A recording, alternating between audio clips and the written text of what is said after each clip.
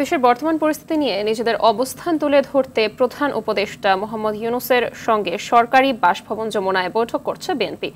এর আগে শুক্রবার দলের চেয়ারপারসনের রাজনৈতিক কার্যালয়ে স্থায়ী কমিটির জরুরি বৈঠকে এমন সিদ্ধান্ত নেওয়া হয়। বৈঠকে ধানমন্ডি ৩২ সহ সারা দেশে অগ্নিসংযোগ, ভাঙচুর, সংস্কার কমিশনের প্রতিবেদন ও সমসাময়িক রাজনীতি নিয়ে আলোচনা হয়।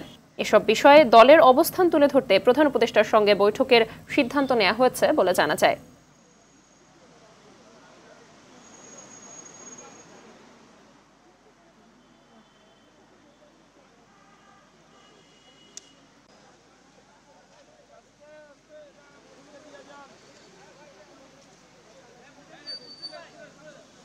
প্রধান উপদেষ্টার সাথে বৈঠক চলছে বিএনপির, সেখানে আছেন আমাদের সহকর্মী আলামিন খান। আলামিন, বৈঠক নিয়ে কি তথ্য আছে আপনার কাছে, আর আলোচনার বিষয়ে কিছু জানতে পেরেছেন কিনা জানাবেন আমাদের।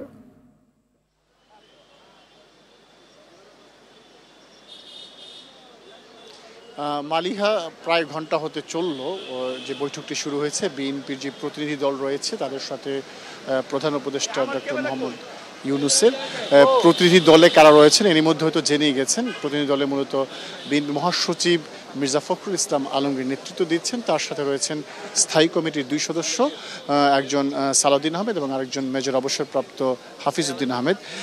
এই দুইজন তারা বৈঠক করছেন। বৈঠকে যেসব বিষয়গুলো আলোচনা হতে পারে বলে আমাদেরকে ধারণা দেওয়া হয়েছে বিএনপির যে মিডিয়া উইং রয়েছে তাদের পক্ষ থেকে, এর মাঝে একটি বিষয় হচ্ছে যে সংস্কার এবং নির্বাচন, এই দুটি বিষয় বিএনপি সবসময় বৈঠকগুলোতে আলোচনা করে আসছিল, সেই বিষয়গুলোতে জোর দেওয়া হবে। এছাড়া বর্তমান সময়ে দেশে যে অস্থিতিশীল একটি পরিবেশ তৈরি হয়েছে ফ্যাসিস্ট শেখ হাসিনার উস্কানির কারণে, এবং তার প্রেক্ষিতে দেশের কয়েকটি জায়গায় অপ্রীতিকর ঘটনা ঘটেছে, এবং যার ফলশ্রুতিতে আমরা দেখেছি যে অপারেশন ডেভিল হার্ট নামে একটি অপারেশন শুরু করেছে সারা দেশব্যাপী। যারা এই ধরনের অস্থিতিশীল পরিবেশ তৈরি করতে অপচেষ্টা চালাচ্ছে তাদেরকে আইনের আওতায় আনার জন্য, গ্রেপ্তার করার জন্য। তো সেই বিষয়গুলো নিয়ে আজকে প্রধান উপদেষ্টার সাথে বিএনপি প্রতিনিধি দল আলোচনা করবেন। এছাড়া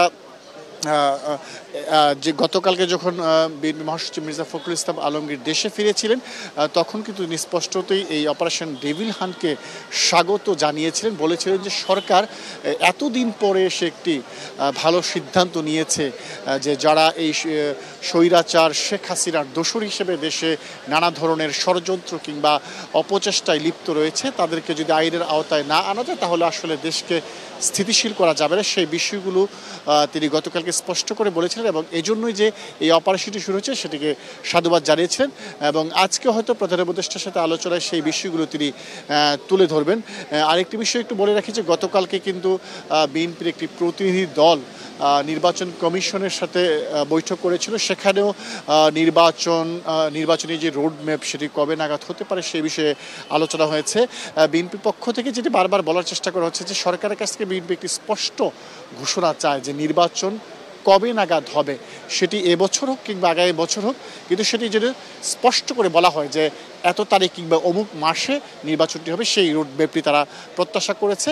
এবং আজকের আলোচনায় সেই বিষয়গুলো উঠে আসবে বলে আমরা জানতে পেরেছি বিএনপির মিডিয়া উইংয়ের মাধ্যমে। তো এই হচ্ছে মানে আমার কাছে থাকা সবশেষ তথ্য। কিছুক্ষণের মধ্যেই বিএনপির প্রতিনিধি দলের বেরিয়ে আসার কথা রয়েছে।